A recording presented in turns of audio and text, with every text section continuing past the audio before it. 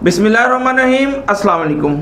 काश्तकार भाइयों, जैसा कि मौजूदा सूरत हाल ये दरपेश आ रही है कि हमारे किसान को ये समझ नहीं आ रहा कि वो नेक्स्ट सीज़न के लिए कौन सी फसलें काश्त करें और कौन सी फसलों से वो किनारा कशी इख्तियार करे जिससे वो अपना नुकसान बैलेंस कर सके। काश्तकार भाइयों, जो मौजूदा सूरत हाल है इसमें ज़िम्मेदार भाइयों का धान से रकबा फारिग हो चुका है और उसके बाद हमें यह समझ नहीं आ रही कि अब ये धान से रकबा तो फारिग हो चुका है, अगली फसल क्या लगाएं। इस मुकम्मल सिनेरियो के मुतालिक हम बात करेंगे और अपने किसान भाइयों को आगाह करेंगे वो अपनी कौन कौन सी फसलें लगाएं ताकि वो अपने कारोबार को सर्कुलाइज कर सकें और अपने पाँव पे खड़े हो सकें। मैं हूं सैयद ज़ैनुल आबिदीन गिलानी और आप देख रहे हैं अल सैयद फार्म।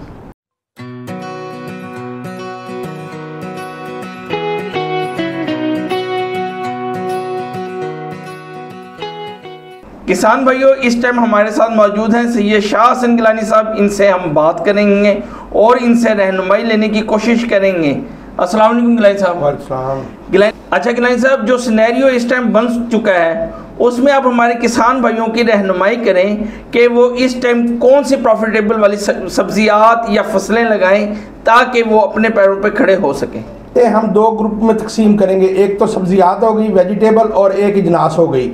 जो वेजिटेबल की बात करते हैं तो इस टाइम जो वेजिटेबल का टाइम है वो गोभी का टाइम है और मूली का टाइम है, गाजर का टाइम है, शलजम का टाइम है और आगे जाके तकरीबन 15-20 दिन महीना ठहर के जिन इलाकों में ठंड है जैसे उकाड़ा है, सियालकोट है, वहाँ मेथी का टाइम भी बन जाएगा और वहाँ धनिया भी लग जाएगा। पिछले 2-3 सालों से क्योंकि प्याज का रेट माशाल्लाह बहुत अच्छा रहा है, इसलिए बहुत सारे ज़मींदारों ने इस साल गर्मी में भी प्याज लगाया है, जुलाई में भी लगाया है और अगस्त में भी लगाया है। इस वक्त प्याज की भी अच्छी प्रोडक्शन आ सकती है क्योंकि प्याज का रेट अच्छा है। शलजम, मूली और गाजर वगैरह उनका इस टाइम वक्त जा रहा है। आप जौन सी भी फसल काश्त करना चाहें, क्योंकि हमें ऐसे करना पड़ेगा कि कुछ सब्जियां काश्त करनी पड़ेंगी और कुछ इजनास में फसलों को भी 2 हिस्सों में तकसीम करना पड़ेगा। हमें कुछ रकबे पे अपने सब्जियात लगानी पड़ेंगी और कुछ फसलों पे हमें इजनास लगानी पड़ेंगी।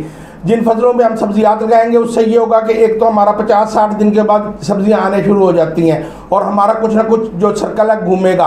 और जो इजनास है वो अभी मतलब सबसे पहले जो टाइम आएगा वो राई का आएगा, राई के बाद फिर गंदम का आएगा, गंदम के बाद फिर सारी फसलें आएगी, सूरजमुखी आएगा, मकई आएगी, सारी फसलें बाद में आएंगी। अब सबसे पहले आप ये करें कि जौन सी ज़मीन आपके पास पड़ी है आप उसे 2 एकड़, 3 एकड़, 4 एकड़, 5 एकड़ तक वो आप कोशिश करें कि उसमें सब्जियाँ लगा दें। थोड़ी थोड़ी करके सब्जियां लगाएं ताकि आप रोज़ मंडी जाएं। जब आप रोज़ मंडी जाएंगे तो आपको ये है कि पैसे की लेन देन शुरू हो जाएगा।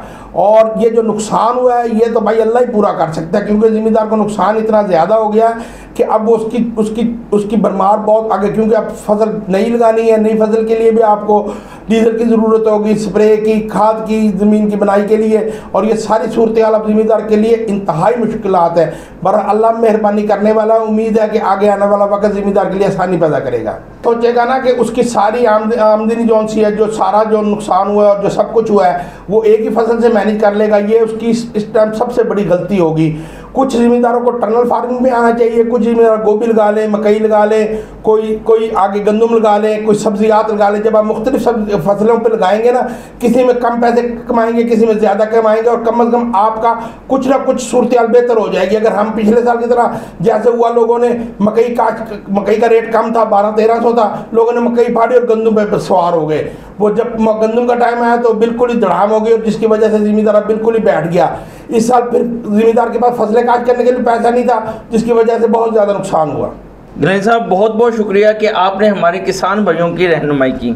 किसान भाइयों, इस टाइम गिलानी साहब ने जिन पॉइंट्स का आपके सामने जिक्र किया है ये अब की सूरत हाल के लिए बिल्कुल प्रॉफिटेबल और हमारी सर्कल को सर्कुलाइज करने के लिए मुनासिब सब्जियात या फसलें हैं।